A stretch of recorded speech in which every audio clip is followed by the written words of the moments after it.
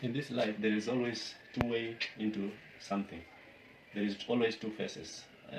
Fear can be a motivation, or fear can be a discouragement. There is someone, because of fear of failure, it can cause him or her to struggle or to make every effort to be successful.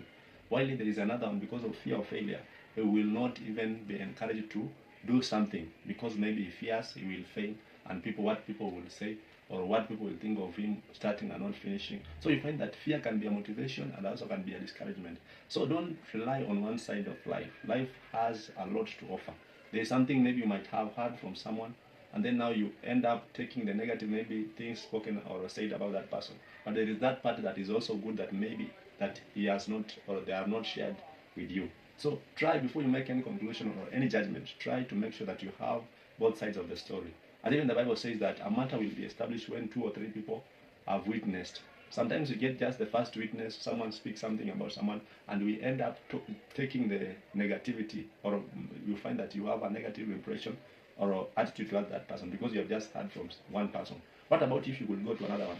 Learn to listen. What does this person say about this person?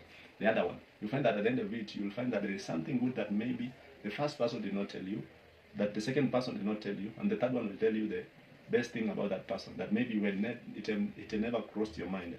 So there is always two way into everything.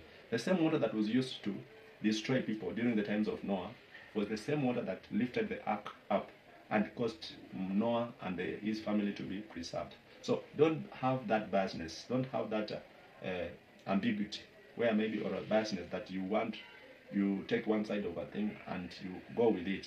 You might find that you may lose a lot of information if you don't go and search more. So fear can be a motivation or a discouragement. You find that in the Bible, most instances we are told that people were told with God, do not fear, do not be discouraged. But we find also in the same Bible, Solomon telling us in Proverbs 1:7 that the fear of God is the beginning of knowledge and wisdom. So fear, it can be in one way say that we should not fear, but there is another way it tells us that we need to fear. But it also matters, what are you fearing? Here we're not to fear God.